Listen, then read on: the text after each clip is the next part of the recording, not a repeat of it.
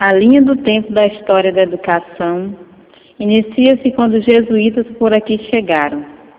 Não trouxeram somente a moral, os costumes e a religiosidade europeia. Trouxeram também os métodos pedagógicos. A primeira escola elementar brasileira foi fundada em Salvador, onde o ensino era dedicado à propagação da fé religiosa. Além do curso elementar, mantinham o curso de letras e filosofia, considerados secundários, e o curso de teologia e ciências sagradas, para a formação de sacerdotes. Este modelo de ensino perpetuou-se por 210 anos, até a expulsão dos jesuítas pelo Marquês de Pombal. O período pombalino dá-se início quando o Marquês de Pombal expulsou os catequizadores e passou a organizar a escola para servir aos interesses da coroa portuguesa. Enquanto os jesuítas preocupavam-se com a fé religiosa, Pombal pensava em reerguer Portugal da decadência que se encontrava diante de outras potências europeias da época. No período joanino, para atender às necessidades da vinda da família real ao Brasil, Dom João VI abriu academias militares, escolas de direito e medicina, a Biblioteca Real e o Jardim Botânico, sua iniciativa mais marcante em termos de mudança régia. A educação continuou a ter uma importância secundária. A abertura dos portos, além do significado comercial da expressão, significou a permissão dada aos brasileiros de tomar conhecimento de que existia no mundo um fenômeno chamado civilização e cultura. Não existiam ainda universidades. Nossa linha do tempo chega ao momento em que a família real portuguesa deixa o Brasil. O ano é 1889. O Marechal Deodoro da Fonseca proclama a República. 2 anos depois, em 1891, é promulgada a primeira Constituição que prioriza o ensino negro nas escolas públicas, em oposição ao período religioso que predominou durante todo o período colonial.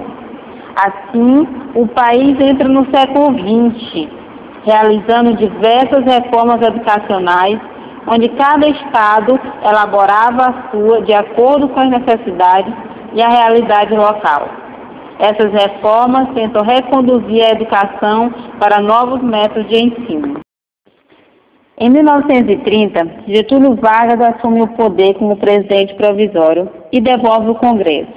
Nesse período, a mão de obra especializada torna-se uma exigência, ficando em segundo plano nos estudos literários e clássicos da educação. No mesmo ano, é criado o Ministério da Educação e Saúde Pública, e em 1931, o governo provisório sanciona decretos organizando o ensino secundário e as universidades brasileiras. Depois de governar provisoriamente por 4 anos, Vargas é eleito presidente pelo Congresso, que também promulga a terceira Constituição brasileira. A Constituição de 1934 dispõe pela primeira vez que a educação é direito de todos, devendo ser ministrada pela família e pelos poderes públicos. Mas em 1937, acontece uma nova ruptura política e educacional na história do Brasil. Passa a revigorar a Constituição redigida por Francisco Campos, que instituiu os partidos políticos, que deu ao presidente os poderes legislativo e judiciário. A nova forma de governo é chamada de Estado Novo. Mesmo com o retrocesso que traz a nova Constituição, ao retirar o texto onde diz que a educação é direito de todos, é nesse período que nasce a UNE, União Nacional dos Estudantes. E é também no Estado Novo que algumas reformas do ensino secundário e industrial são regulamentadas por meio de decretos e leis. Mas a educação brasileira só irá passar por transformações significativas após 1945, quando Getúlio Vargas é deposto por um movimento militar e em seguida é instituída a nova República. Entramos agora em um período considerado de redemocratização da educação brasileira. Com o fim do Estado Novo, é eleito em 1946 como presidente do país o brigadeiro Eurico Gaspar Dutra. Uma nova Carta Magna na época é elaborada. A Constituição, considerada de cunho democrático e liberal, determina a obrigatoriedade de se cumprir o ensino primário, que faz voltar ao princípio de que a educação é direito de todos. Em 1948, tem início a campanha pela aprovação da LDB, Lei de Diretrizes e Bases da Educação. E a discussão da lei é apenas uma das iniciativas que marcam a história da educação no Brasil, durante a década de 50. Em 1951, o país está novamente sob o governo de Getúlio Vargas, que volta ao poder através de eleições diretas. E nesse novo mandato de Getúlio, inicia-se a discussão sobre o conceito de escola-classe e escola-parque. É o período onde as teorias educacionais de Jean Piaget ganham espaço na didática das escolas brasileiras. Em 1964, um golpe militar aborta todas as iniciativas de se revolucionar a educação brasileira, sob o pretexto de que as propostas eram comunizantes e subversivas.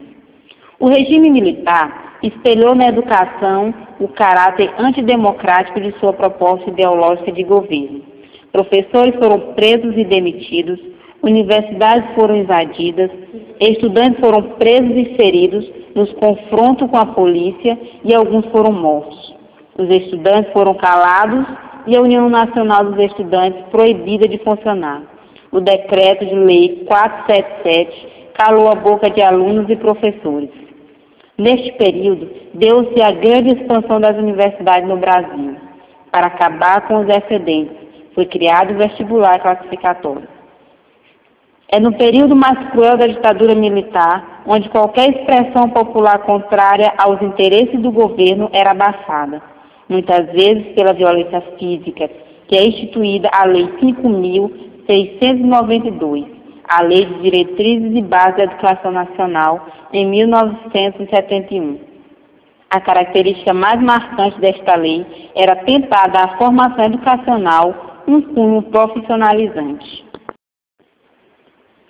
No fim do regime militar, a discussão sobre as questões educacionais já havia perdido o sentido pedagógico e assumido um caráter político. Para isso, contribuiu a participação mais ativa de pensadores de outras áreas do conhecimento, que passaram a falar de educação num sentido mais amplo do que as questões pertinentes à escola, à sala de aula, à didática, à relação direta entre professor e estudante e à dinâmica escolar em si mesmo. Impedidos de atuar em suas funções por questões políticas durante o regime militar, profissionais de outras áreas, distantes do conhecimento pedagógico, passaram a assumir postos na área da educação e a concretizar discursos em nome do saber.